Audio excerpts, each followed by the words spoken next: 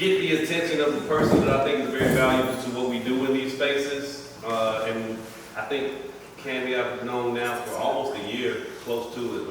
Met through a really good friend, Bob Winslow. Found out immediately that she was dealing with things in her profession that were near and dear to myself and to what I purport to be about and what, by extension, RELC is about. So Cammy is a law professor.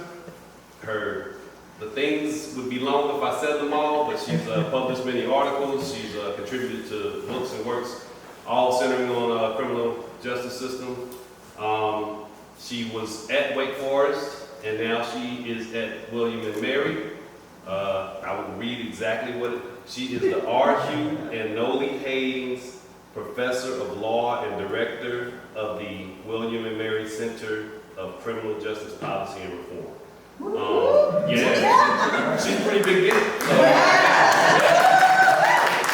So since you're clapping already, I will transfer all of this attention and energy to Cammy and let her do what she does and talk about the criminal justice system, some of the deficiencies, some of the things we can do better because we have knowledge of the origins of why they exist, the natures exist, and take it away, Cammy. Great. We're going to get started and think about what I heard. A lot of the themes that I heard, we'll talk about community, very important, working together, solutions, knowledge, right? So we know, so a lot of, again, before lunch, a lot of what we'll be talking about will just be some factual things and things to increase, so for one of those goals, to just increase our base of knowledge around these issues. And I encourage you, I think it's best. Now, when I'm in law school, my classes, I have a big old seating chart, and I get to call on people and call them out and make them nervous. And I don't try to do that. And so I didn't take down everybody's names. But I won't have to do that because, please, so it will go so much better if we just have a conversation. A lot of the information, I don't just want to talk at you, so please ask questions. We're perfectly on time for the time for what I think that we'll need to get through this. So let's just have some back and forth. We can go back, and this is a presentation really dedicated on policing in general because that has been so much at the forefront. And I focus on this and start here because this is the entry point to the criminal justice system for so many people, is their encounter with a police officer. Now, I can tell you that that's not really where everything begins. Police, they only have their source of power are the source of our substantive criminal laws. So we have to go way back to our legislators to think about what gives police this power. But when a person meets a police officer, that is their entry point. And so, when we're thinking about racial disparities in policing, I'll go through some of these, but so we can go back to slave patrols and night watches in the antebellum era.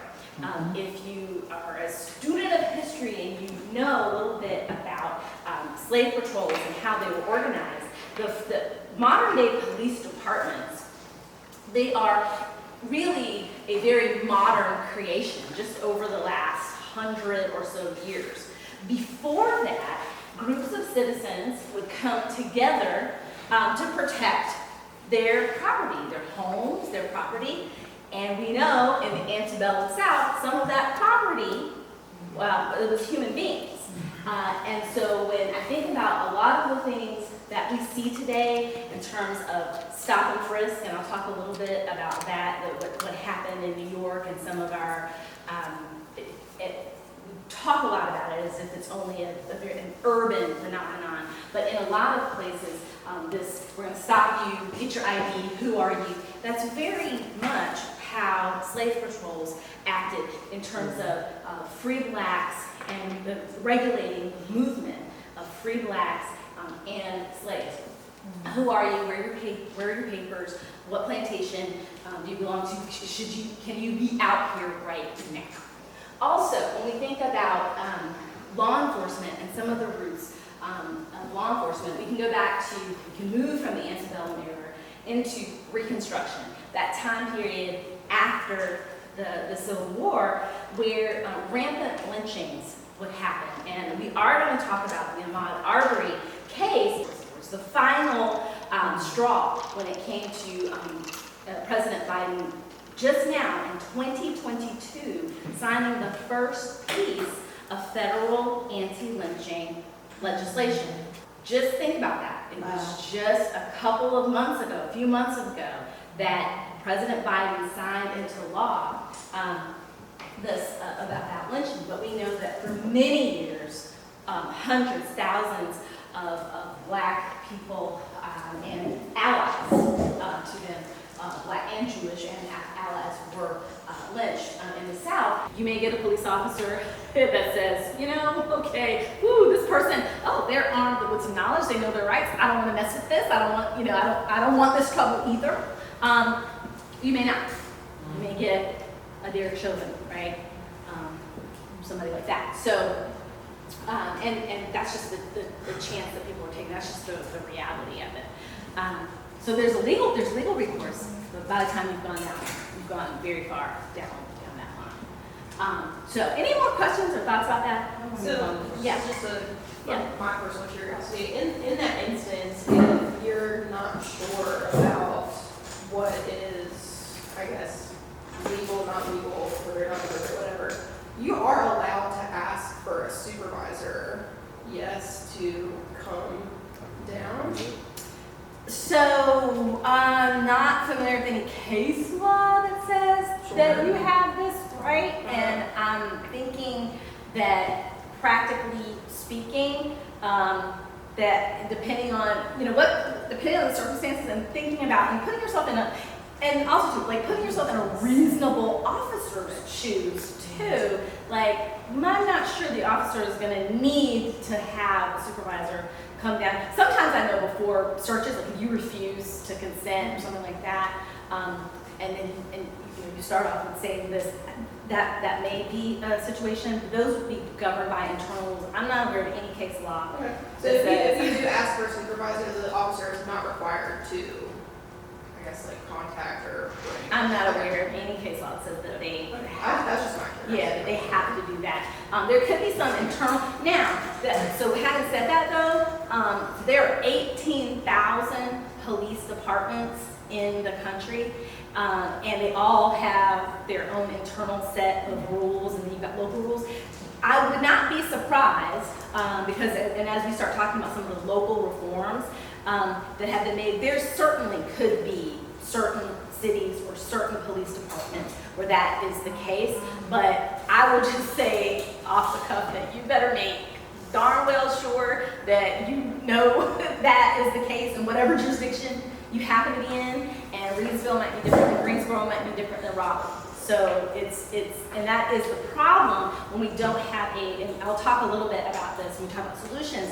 Again, 18,000 different police departments, but there's no national. You have some Supreme Court law that's governing, but we say the Supreme Court law, the federal law, that's the floor. That's the minimum that they have. The minimum says the officer doesn't have to tell you about your right to refuse to consent. That's the minimum. You can always give an individual more protection, like some cities have done by saying, okay, well, yes, you have to, this police department does have to give you the written, form of consent. You can always do more, but we're such a fragmented and it's so fragmented that it's really hard to say. And then do police officers and I'm not picking on police officers. Do any official, any person in their job always do what they're supposed to do?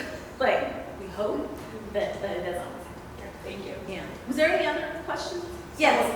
Yeah. Oh, I'm sorry. Yeah.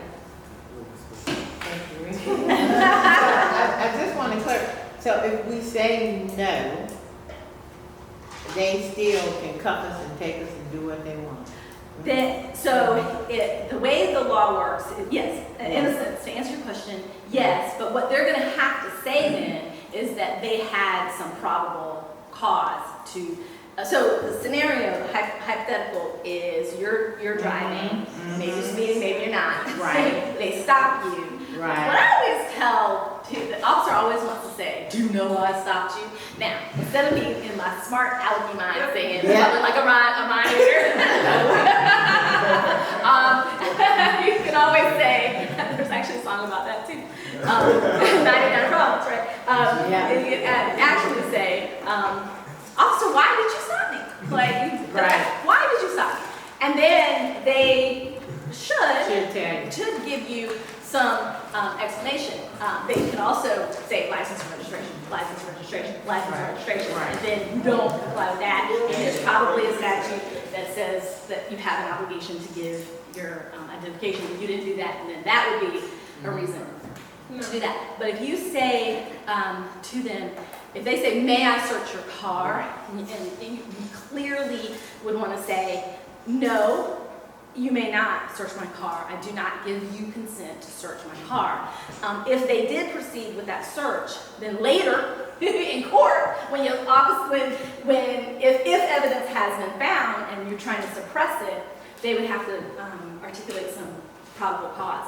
I mean, most people don't want the problem. Most officers shouldn't want the problem of coming, behind, saying, "Why you're stopping these people needlessly?" This is what, and when I was mentioning the Frank Baumgartner Suspect Citizens book, this is what he found. Like, so I was talking about that statute before we left, and I really don't want to forget that. And this is related. Is in North Carolina there's a website you can go to that where the data has been collected. You can, down to the officer, figure out how many people they have stopped, what reason they have given, the color of that person's skin as identified by the officer. I mean, it's really transparent. The information is not complete. The only people studying it are these private individuals, academics. The state hasn't commissioned any study, and the state hasn't funded any study.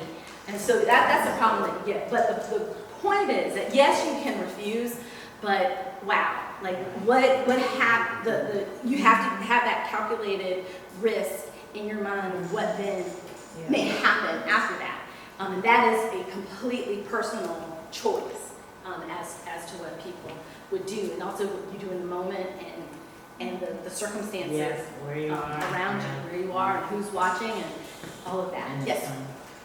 Yeah, and comment about that. A lot of this comes off of the good old boy system that started when we first enslaved, and when we were taught to read, because we could educate ourselves, we would learn that, hey, all of this is wrong. Even the way you teach us the Bible is not right.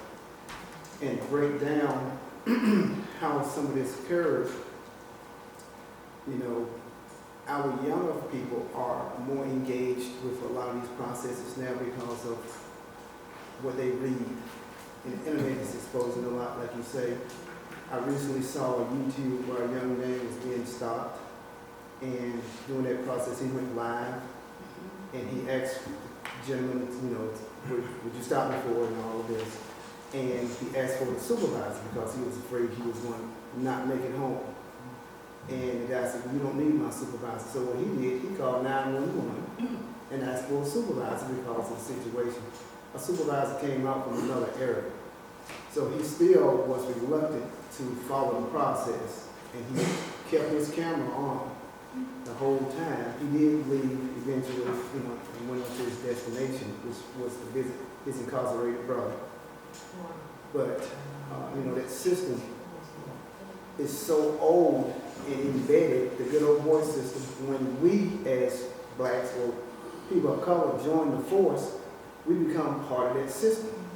Therefore, our brotherhood requires you to follow the system. So we have to retrain ourselves mentally that we have to break that system within the system. Thus the new laws and legislatures changing these laws.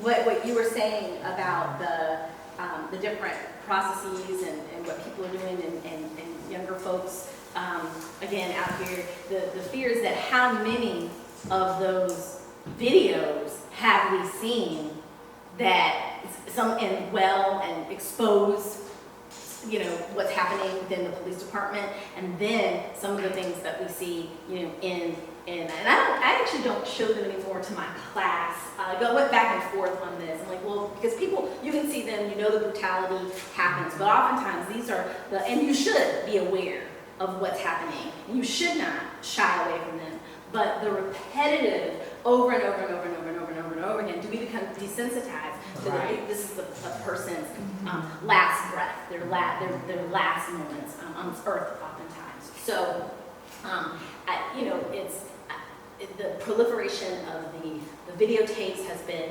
wonderful to expose what's happening. But when I think about a lot of the trainings and things that I've done with like body-worn cameras, it's still, yes, now all you have is the evidence of the lasting in a person's life. And sometimes you get a conviction, sometimes you don't. And also, are we just going for convictions, or are we trying to change or prevent some things? So lots to take away here. The last little thing I want to say before we get to solutions is, and again, this is what we know. When we're thinking about uses of force, this is national data, but there's a use of force. So what I've showed you from this morning, when we're talking about disparities, is who's stopped, who's searched, who's arrested. And then, now what I'm showing is how have these arrests, how do they go down? We used to see police officers with it would be called a use of force spectrum, from the lowest level of contact all the way to the use of deadly force. So it's kind of a straight line. Don't do so much of that anymore. They have different policies, but it always starts with, it actually starts with like verbally. We can, now that we have the body-worn cameras in many jurisdictions, there is an effort, in some jurisdictions, there is an effort to actually study what people are seeing on those tapes. What are they seeing on the tapes in terms of who, am I talking to a black, Latinx, female, male, white male, female, what's the gender identity, what is the color, what is the race, what are the words? Are they being respectful? Are they being more aggressive? And so there's some work around that, but with so much to study and so much really funding needed to study that. But use of hands, we can start with your use of hands, right? With blacks, 17% more likely to use their hands than whites in similar situations. This is really important language because it's in similar situations. There are some, and I know I've said a lot about different police tactics and things like that, but sometimes, depending on who you are in that situation, I'm never a person to say that use of force is never needed. Okay, I'm not saying that, but it should be, we have a constitution that kind of lays out when you can and can't use certain force, and sometimes it is excessive. And what we're seeing here is that these uses of force are used more likely when we're controlling for everything else based on race. So in similar situations, pushed into a wall, 18%, using handcuffs. Police officers are not allowed to handcuff you for no reason. That is, when you're handcuffing somebody, you're definitely stopping them, so they have to have reasonable suspicion. Some of the case law has stopped short of saying just because you're handcuffed, you are arrested. Arrest is a higher standard, meaning you have to have probable cause to arrest someone. Drawing your weapon. So it bothered me a lot when Bernard was saying, this is a routine traffic stop, and the officer already has a campus police officer too, I'm sorry, but a campus police officer already has, a lot of campuses across the United States do not even allow their police officers to carry weapons. Now, we did at Wake Forest, apparently they do at Chapel Hill. That is a big deal, first of all. And then second of all, to put your hand on your weapon in that situation, but to draw your weapon. When a weapon is pointed at you, that is a use of force. And I saw there were some questions earlier, so we So I work in Chapel Hill, and about 6 months ago, I get stopped by the police on my way to 8 o'clock on Saturday morning. I'm driving a green Subaru hatchback, and, rather than a Subaru. Going 28 miles at a 20, and the police pulled out right outside the South Building. I put my flashers on, right, because I'm not stopping. Go down, hang a left on Battle Lane. He's on my tip, like he's in a high-speed chase. So I called my colleague, white boy, I'm going to meet for breakfast. I said, Marty, listen, I'm about to pull up. That's all I said. Marty comes out, he sees the police. I pull in front of his house. The guy is on his megaphone. Keep your hands on the steering wheel. That's it. He gets out, if this is my car, he's standing this far over with his hand on his gun. Get out of the car. No. I say, no, he said license and registration. I said, well, my license is in the back. Is it okay to get out? And he said, I said, what's this about? He said, you were speeding. I said, well, I drive by here every morning because I work here. I teach here, right? And he says, yeah, right. Here's the thing. My colleague heard all this, right? And he told me later, and the guy was very aggressive, very aggressive. And so he told me later, he said, Bernard, had I not seen it with my own eyes, he's white. He says, I would have believed 30, maybe 40% of what you said, but I wouldn't have believed the story. Wow. So long story short, it just messed me up. The guy was so aggressive. And then once he called my license and everything, changed his tune. So I called Chancellor, right? I'm like, listen, let me tell you what happened. Then 5 alarm fire to get all the people. The police chief is black. This is University of North Carolina. This is the university. The University Police. Right. Now, police chief is black. RISC, the vice chancellor for RISC, whatever, is black. The ombudsman is black. So we're watching the video. And so the guy, the black police officer says, so I don't see what the issue is. Nobody got beat down. And so I told her, I said, so is the litmus test, no one gets beat? I said, had I been a white woman driving a white woman car, because I'm in that Subaru, I said, would your interaction with me have been the same? He says, absolutely. We're in the customer service business. Wow. So I said, let me see all the film from this police officer because I want to compare this, which I never saw. And and I thought about Chapel Hill, and I think a lot of jurisdictions, black police chief, black risk assessment officer, black ombudsman, and then myself, where can I go with this as a racial issue? Radical, but a lot of the issues that we've been talking about today, they're structural in nature, right? It's easy to blame an individual for some wrongdoing, and individual responsibility for those actions. It is important, but we also have to remember that all of these actors that we've been talking about, they're not in a vacuum. They are operating under a certain, there's resources, there's teaching, there's culture, all of that. So this is just something, a takeaway, think about later.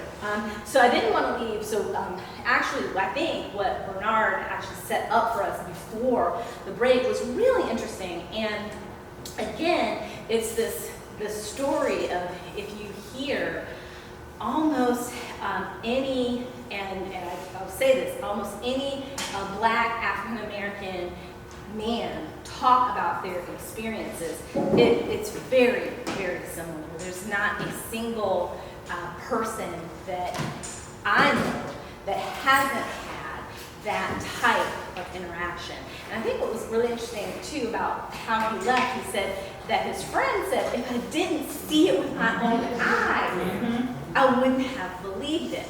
And so what we're seeing today, I think, is that experience that's happened, it really mirrors and reflects experiences that have been happening in communities of color for decades, Right. centuries.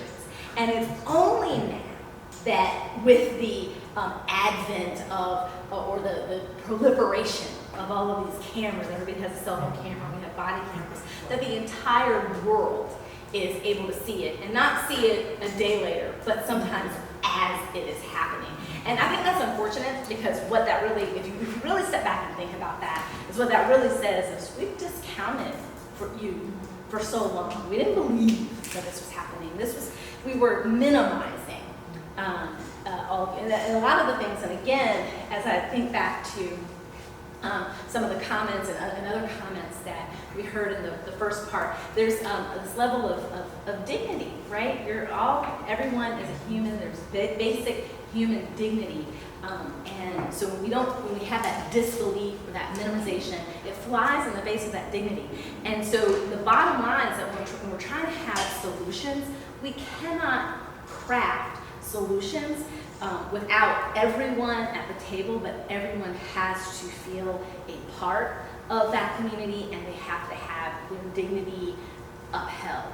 Okay, so here's the thing. There are ways to document what's happening. And actually, so all over the country, Stanford Open Policing Project, across all jurisdictions, law enforcement officers stop black drivers at higher rates than whites.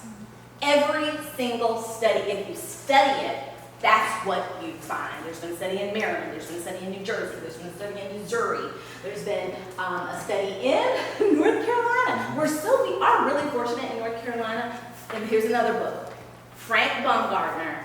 It's called Suspect Citizen. Frank Baumgartner, political science professor at Chapel Hill, and he has done, in North Carolina, we have had a statute since at least 2000 that says you have to collect, officer, you have to, not anybody else, so there definitely are avenues to go make a complaint.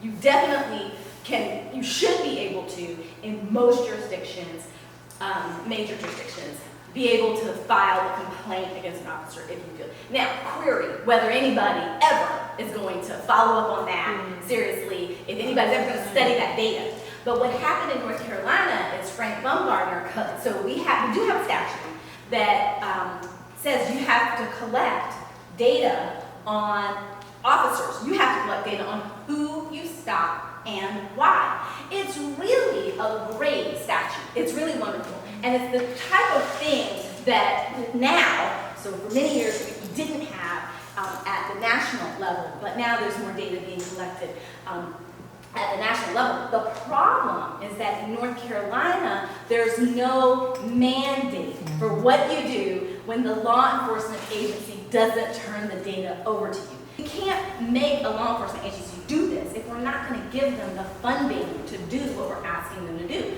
Same thing, body cameras. We can. There's been a lot of information collected through the use of body cameras, and but there's no use if you have all of this data or video that's collected and no one is analyzing it, and they don't have the funds to analyze it. So I want to talk really quickly about what's happening actually in North Carolina before we go to lunch. And so this is all from Frank Baumgartner's study. Again, the book is called Suspect Citizens. Greensboro and Asheboro police twice as likely to search black drivers. So we're not just talking, so what this slide was telling you is that who stopped? Who stopped? Who do the police stop? They don't search everyone they stop, but who stopped? Blacks and Latinos stopped more than anybody else. Blacks are then, what happens during that stop? They're searched more.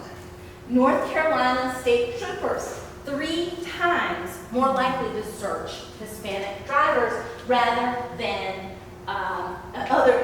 their white counterparts. Officers are when we talk about those standards again, and the legal standards, really important, as Rebecca was mentioning. officers are 250% more likely to use probable cause as justification to search black motorists. They know the words to use. High crime area, furtive, the big thing was furtive movement. They made a furtive movement.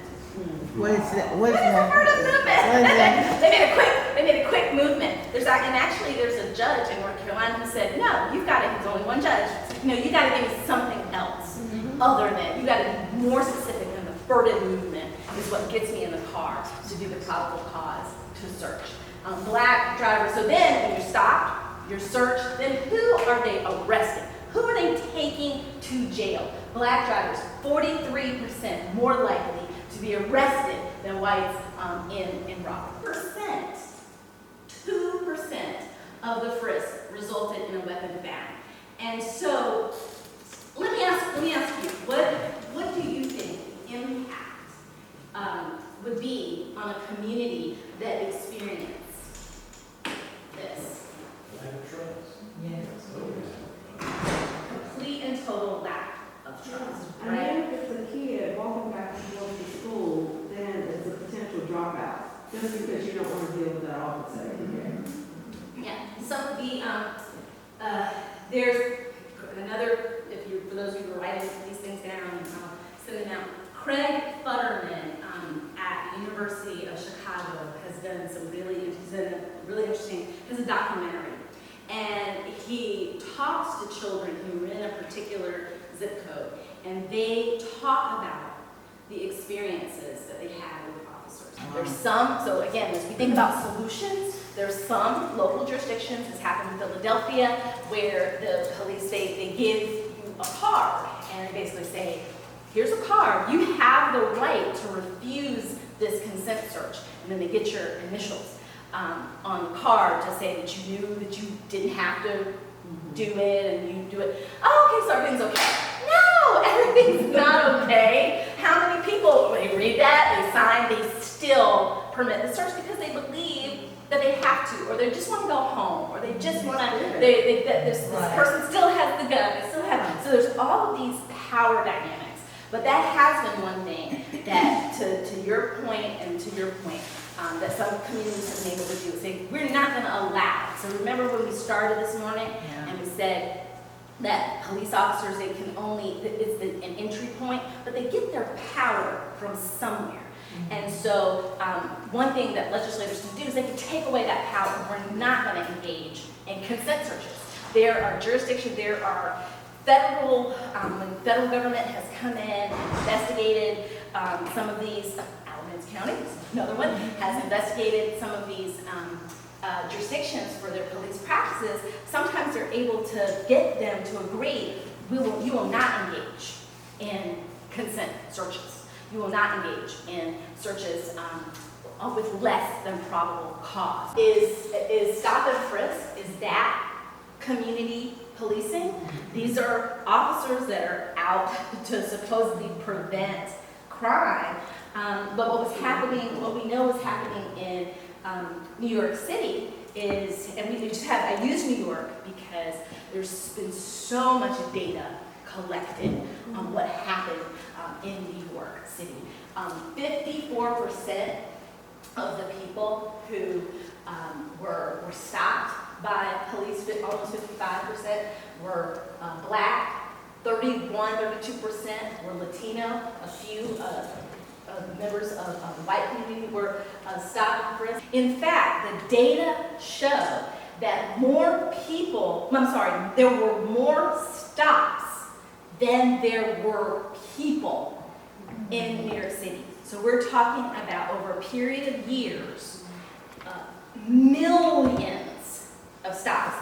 This is how police officers were using their time, right, to stop and so sometimes what I would do with my students is I would ask you, so what if this policy worked? What if it worked? What if we were like, yeah, this is bad, this is intrusive, but it worked. We're getting, weapons and contraband and things like, we're getting that off the streets. It doesn't work, it's not effective. Only 2%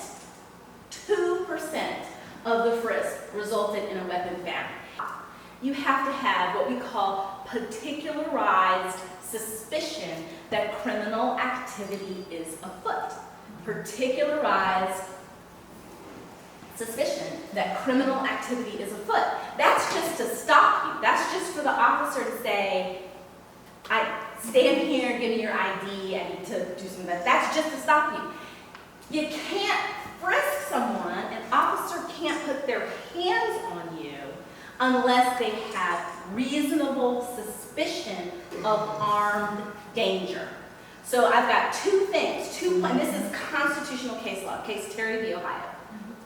I cannot stop you, cannot engage in a constitutional stop unless I have particularized suspicion that criminal activity is afoot, and I can't put my hands on you, I can't frisk you unless I have reasonable suspicion of armed danger. So police departments are not very, as I said, these are kind of modern day creations. They are not very diverse, right?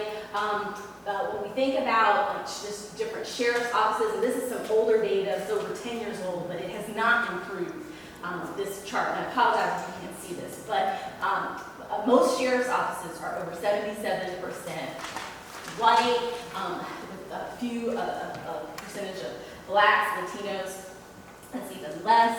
And so racial and ethnic minorities are underrepresented by a combined 24 percentage points. And so that means when you're looking at these different counties, right, in 35 of 85 jurisdictions where you have blacks, Asians, Hispanics that make up the biggest portion of the group, their individual presence in the police department is less than half their share in the population. There's all different kinds of ways. Even I mentioned the predictive policing. Now, I'm going to tell you all the good things about technology, but before I tell you the good things about technology, I want to give a huge warning about technology. And there's a dichotomy. Technology can be good to enhance accountability. It can be good to prevent these interactions that can be deadly for both police and citizens. But as communities of color, we're very vulnerable to technology.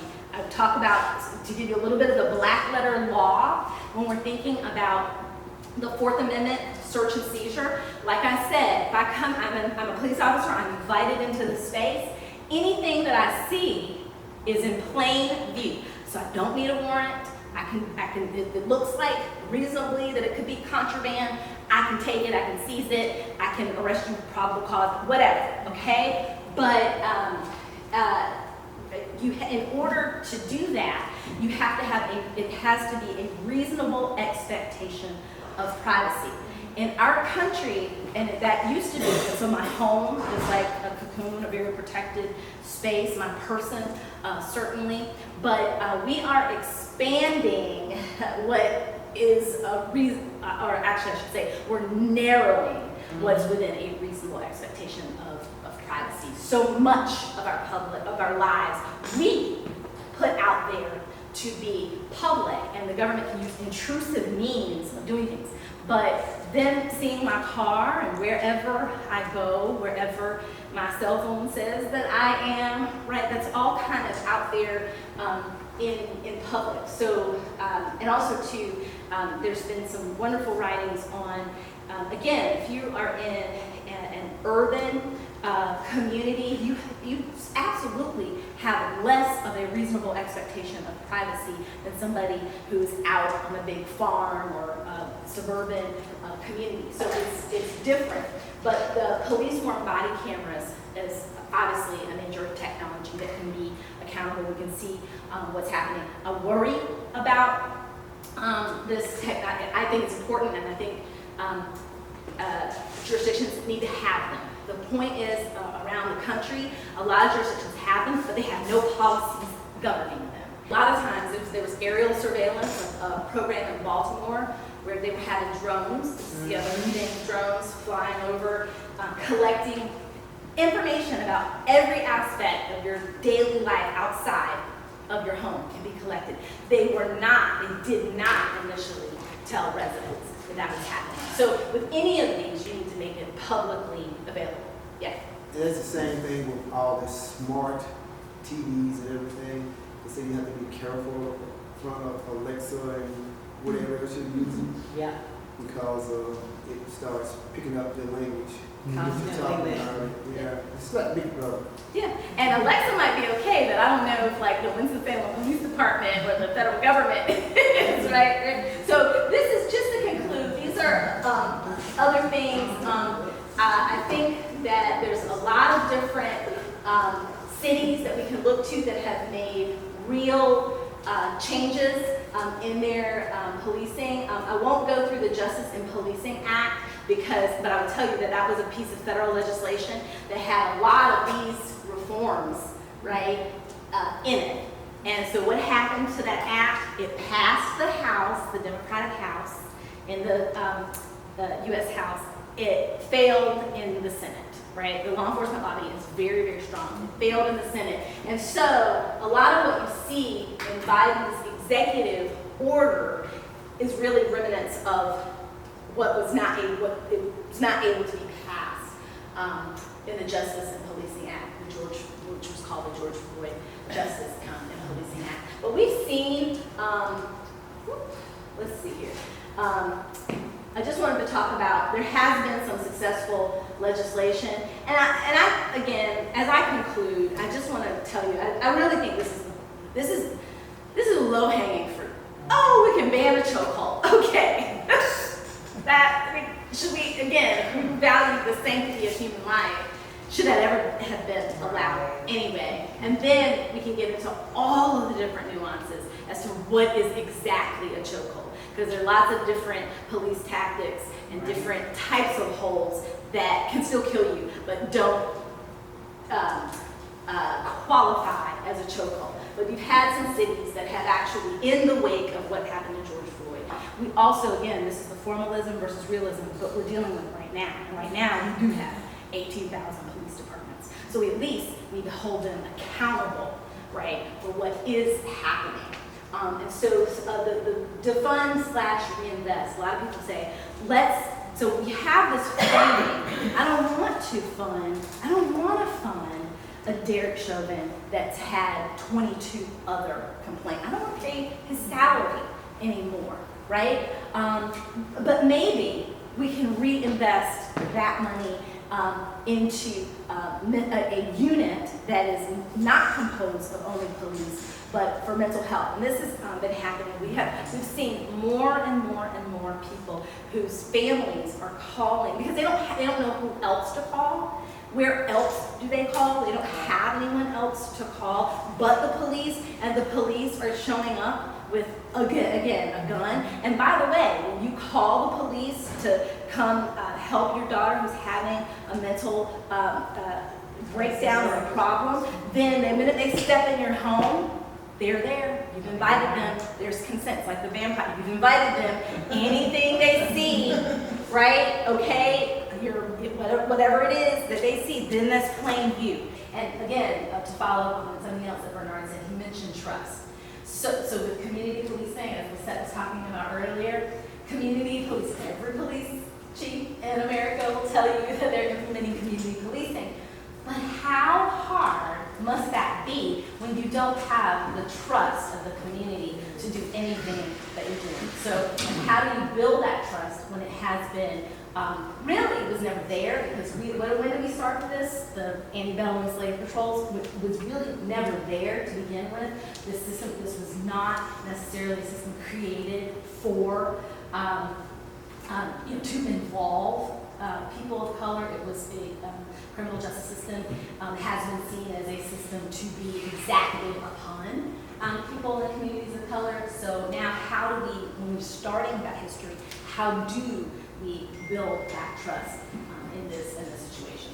It is a lot about who you hire into that. Who are we choosing to give that badge, to give that gun? Who are we choosing to invest in with whatever training it is? Who's going to be, who do we trust to take that training in? And so we should be very concerned that police departments are having trouble finding folks, because what does that mean? They're going to be getting anybody and whoever they can. And that is a problem.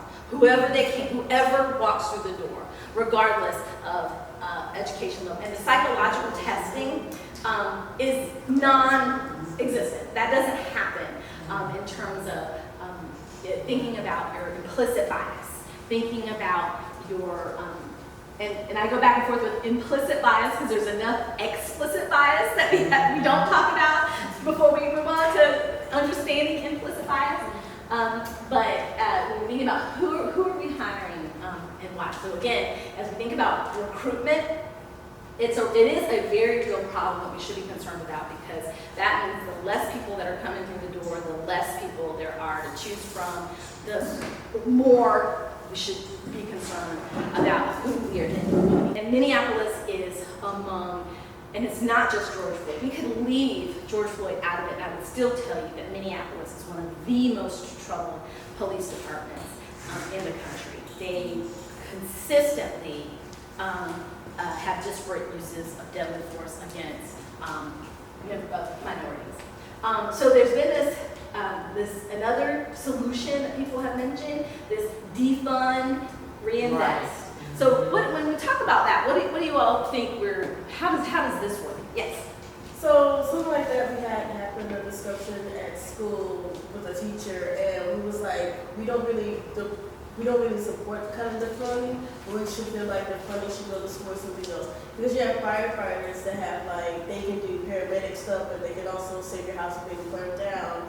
And you have doctors who have communication, they can talk to the patients, and they know each ethnicity and which what to say to them and who they should be working with and things like that. But then you have the police, and you might get a call and be like, hey, my child's having a mental breakdown, I just need help, that's it. And you might have a child get pinned down, and you're supposed to be able to talk. And we told the teacher, we was like, we don't really want the defunding, but it's just the lack of communication that they have, it's the lack of knowledge that, I just need to talk this person down instead of putting handcuffs on them and pinning them down, making the situation worse. And we had a kid who tried to kind of argue with us. He had a Blue Lives Matter thing on his phone. And it was we didn't say your opinion didn't matter, but we just said you're speaking nonsense. He's like, well, all you gotta do is just talk to them when you get pulled over. I said, it might be easy for you to talk to them, but as a black person, I get scared because I don't know if I'm gonna be able to make it home or not or anything like that. That's when my mother, she got pulled over. It was just a routine check or whatever, but we had our phones on our laps, and he kind of he had an attitude at first, and I guess when he saw me pick up my phone, he kind of calmed down a little bit. And then he was just like, you have a nice day. And then my mom drove off, and I was like, he has a nice attitude. I don't want to be in this region anymore. She said, well, this place here is known to have racist cops. And I said, I don't drive here, especially at night. Mm-hmm. And I was told by an aunt, and she said I think they had made an app in which you can call somebody or just start recording whenever you get pulled over. And I was like, well, I'll probably just call 911, get to somewhere public, and then I'll be like, okay, now pulled over, do you need anything? But one of my fears is when I watch the video, which is also now a fear of mine, is I get pulled over and I feel like I have done nothing wrong, and they just yell at me and say, get out the car. And I'm like, what have I done wrong to get out the car, get out the car, get out the car, and then next thing you know, I get kicked out the car. It's the biggest fear of mine. I don't want to ride by myself.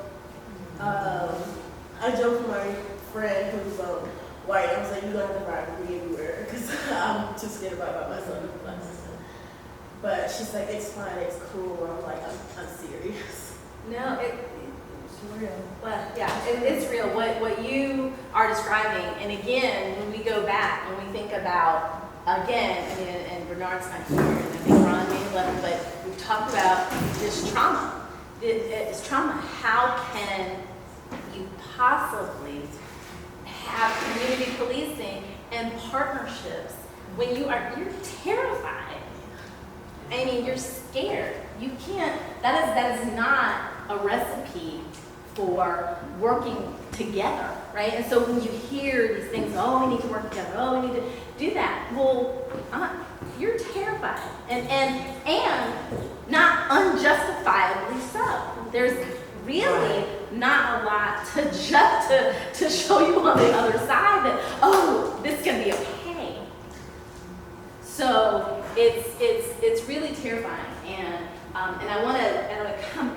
to something because, and I'd be interested to see what people think about this, but one of the, and I'll skip to this, because the federal, President Biden has just signed into an executive order that has a lot of things in it, One of the things that he has in it is we need to study this trauma that policing, or that the criminal justice system is having on communities of color. I'm glad you had that last part of, because we have seen that Biden has increased, as he said at the State of the Union, we don't need to defund the police, we need to increase the funding for police. Biden,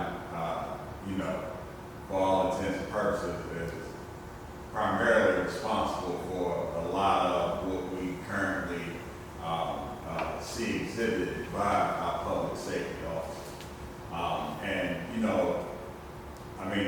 As black people, if we get one more study, we don't have studies when it is problems dealing with the white community, but when it's black people, we have to always hem and haw about, what is it that we have to do and belabor a point when we know is right in front of our face what these issues are. The police situation is clearly, to what you have said, to what everyone has said, to what she has said, is simple. It's a lack of professionalism. If you're acting professional in your job, you're not coming up agitated and acting like it's someone else's fault that you're having a bad day. That's not my problem that you're having a bad day. You need to conduct yourself professionally at all times. But then where rubber meets the pavement is that, we have police departments that short staffed.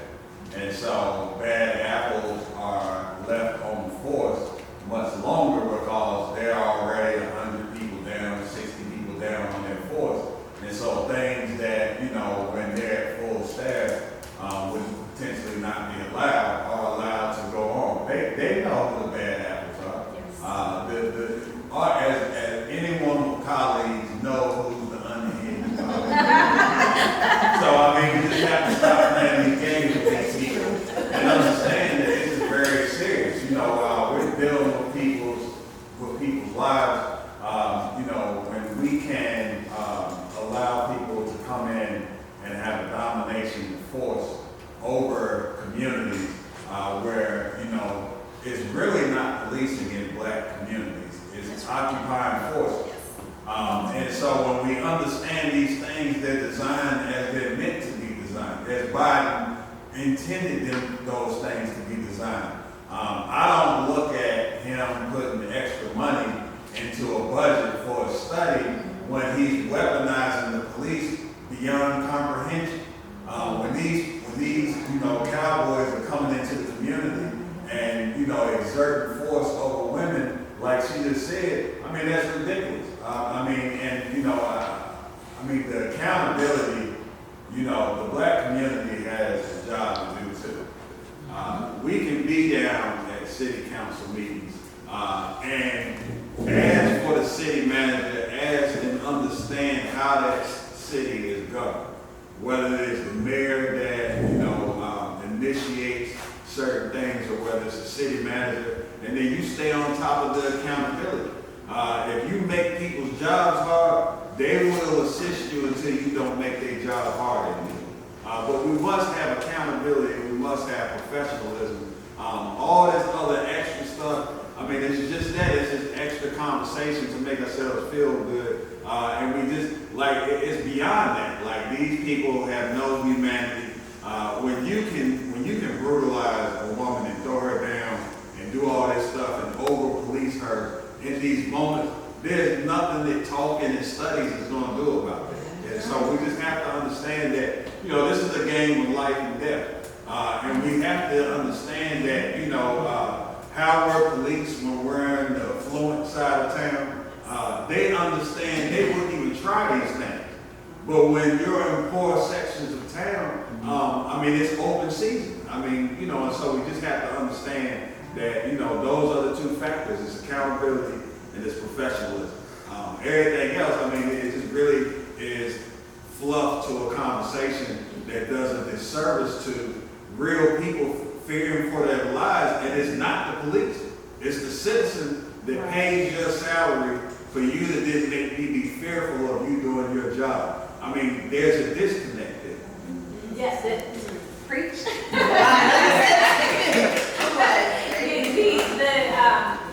As you were talking, and as I was thinking about going back to the Breonna Taylor situation of the whole thing from beginning to end, but would you recklessly go in and should you forget that you had falsified warrants now in the case of Breonna Taylor, forget that you approached the house at night, right, had a no-knock warrant at night, and this hail of bullets into that apartment, but there are all of these other people that were living and sleeping around as well that had absolutely nothing to do with it. And would that have flown, right? Would that have happened, been able to happen in a community, in any other type of community, right? This was, so the way that people, and I agree with you, and I think that again, we have to acknowledge that Black people, and I think hopefully what I have shown, right, is that Black people are policed different. This is just to conclude, these are other things. I think that there's a lot of different cities that we can look to that have made real changes in their policing. I won't go through the Justice and Policing Act but I will tell you that was a piece of federal legislation that had a lot of these reforms, right, in it. And so what happened to that act? It passed the House, the Democratic House, in the U.S. House. It failed in the Senate, right? The law enforcement lobby is very, very strong. It failed in the Senate. And so a lot of what you see in Biden's executive order is really remnants of what was not able to be passed in the Justice and Policing Act, which was called the George Floyd Justice and Policing Act. But we've seen,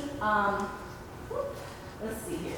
I just wanted to talk about, there has been some successful legislation, and I again, as I conclude, I just want to tell you, I really think this is low-hanging fruit. Oh, we can ban a chokehold. Okay. Should we, again, who value the sanctity of human life, should that ever have been allowed anyway? And then we can get into all of the different nuances as to what is exactly a chokehold. Because there are lots of different police tactics and different types of holds that can still kill you, but don't qualify as a chokehold. But we've had some cities that have actually, in the wake of what happened to George Floyd. So when we go back to this, apparently some people needed to see that to believe it, to make it happen. Because we've lived in this country hundreds of years, but this has been allowed to happen up until, unfortunately, they saw that. That's unfortunate, but that is the reality. We did a survey, and we found that the majority of minorities in the country, African Americans, Latinx folks, they believe that police were necessary to make things more safe.